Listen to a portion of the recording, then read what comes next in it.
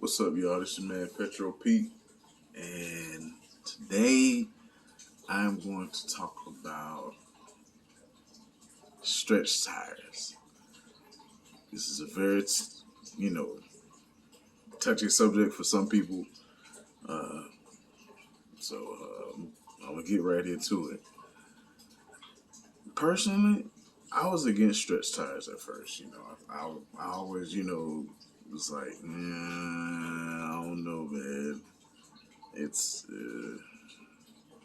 it didn't look good to me until I actually, seen, the right, fitment for it.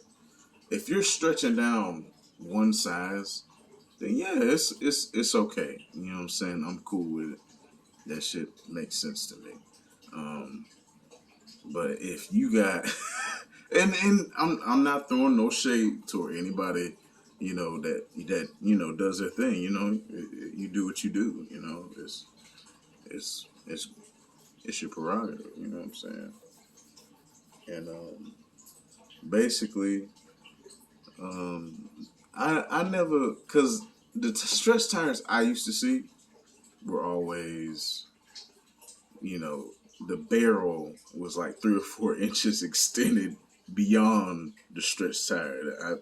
That's the look I never really, got an interest for, But if you stretch down, a size or two, what I'm saying, to where it doesn't look really extreme, then I I found myself liking that a lot more. You know what I'm saying? And then you got guys and big trucks doing it as well with their with their all terrain tires, which I think it looks cool. Now that now that I've got into it. Um, but yeah, I don't I don't know if I ever told y'all this part, but I run a 245, 35, or 20 on my car, which is stretched down probably a size. That's like a stage zero for stretching, basically. I'm thinking about going like stretching down like one more size, but going with a taller tire. You know what I'm saying? Like a 245. Um, no, like a 235 40, which they're very rare sizes and they're very expensive. You know what I'm saying? But I do want to run that tire size. So I tend to have lot more cushion because the more tire you add to your wheels, the more cushion. You know what I'm saying? So I want to try that one day, and just on my front. If they fit on the front, then I can run them all the way around. Rest of the car really doesn't matter. If they fit on the front, then I can run them all the way around, and everything's straight. But I really do want to do that, even though they're stretching it down a stage one. A stage zero, you basically take your the width of your wheel, which an 8.5 is really like a 9.5 wide, because it's aftermarket. If you got like a factory wheel, they're exactly 8.5 outside to outside. If you do, if you measure from the inside of an aftermarket wheel, then that's when you get your 8.5. So 8.5 is you add a half an inch to each side when you have an aftermarket wheel. And what you do is you take that 9.5 and you convert it to millimeters. Once you convert that to millimeters, then it'll tell you exactly how much it is, and then you go and you find the tire size, which all tire sizes are always in millimeters. That never matters, but I always do, a straight up and down setup, no matter what it is. I might go a stage one and, anything past that is pretty extreme. And then, it's like, you could risk beating your tires and shit like that, so I don't play in that category because, it tends to get a little dangerous, and,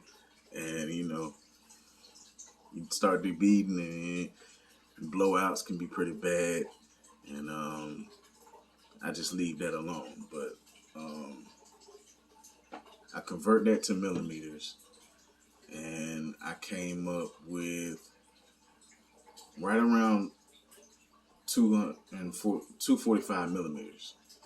And then I was just like, okay, what height can I run? Okay, so I started looking online, you know what I'm saying? I found a dude, and he's running a 245, 35, or 20 tire.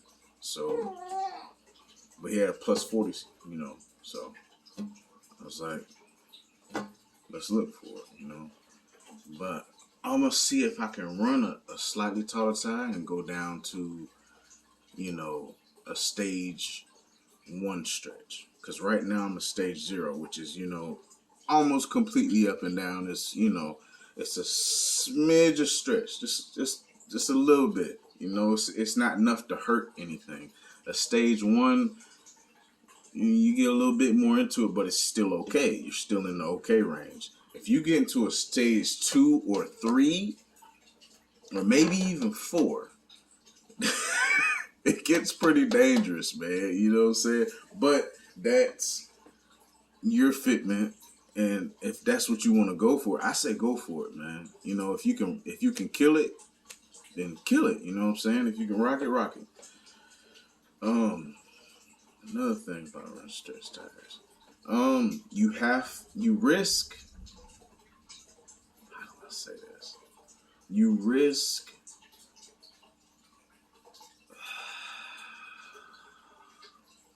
You risk messing up the barrel of your wheel, which is basically curb rash. So you have to watch out for, like, you know, the medians in the parking lot. They always have plants in them and shit like that, and they have concrete, you know, all the way around them. Try to avoid those.